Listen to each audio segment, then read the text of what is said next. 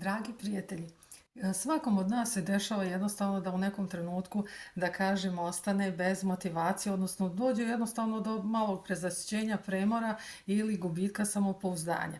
Jedna od stvari na koju ja mogu da vas uputim kada vam nedostaje znači snage, motivacije, želje, inspiracije za nove uspehe, jeste u stvari da u tom poslovnom svetu da pogledate neke od uspeha koji ste vi već do sada ostvarili.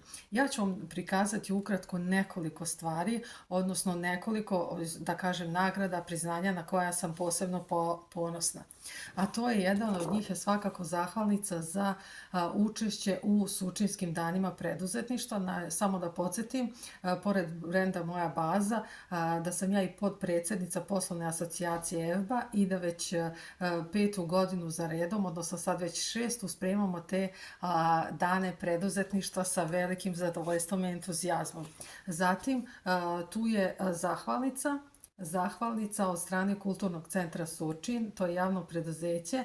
Svake godine učestvujemo u dodeli novogodišnjih paketića za decu. To je jedna izuzetna humanitarna akcija i evo, Bože zdravlja, približavaju nam se novogodišnji praznici pa ćemo dobiti priliku ponovo da se družimo na tom humanitarnom nivou.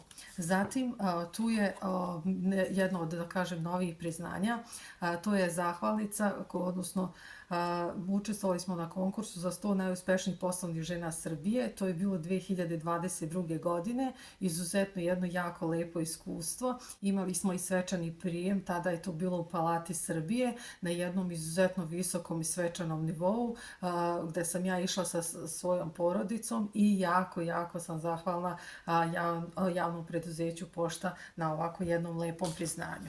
Moramo da pomenemo i neke, da kažem, manja lokalna udruženja, manje poznata, ali ništa manje značajna. Jedna od njih je svakako udruženje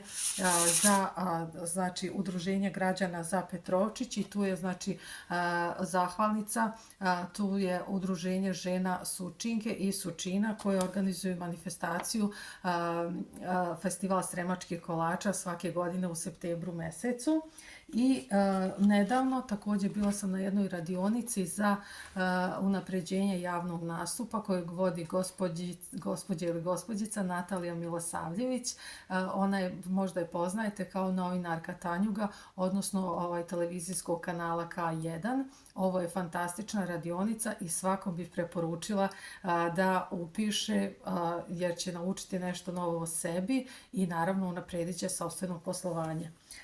I na kraju, pored svih mnogo drugih raznih stvari, ja ću pomenuti evo i zlatnu plaketu koju smo dobili od Kulturnog centra Surčin vezano za uspešnu poslovnu saradnju u organizaciji Bojčinskog kulturnog leta.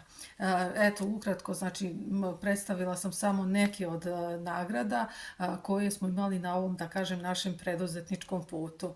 A vama želim da vi otvorite svoje, da kažem, arhive, fioke koje sigurno imate i da vidite sve benefite, a ako ste na početku poslovanja, sigurno predlažem vam da vidite da ima nešto što je jako dobro, pozitivno, na što ste ponosni u svom dosadašnjem radu i životu, pa izvolite, predlažem vam da i vi ovako nešto, prvo pregledate, da se družite sa njima, a možda nas obradujete i sa nekim lepim videom koji je inspirisan našom pričom.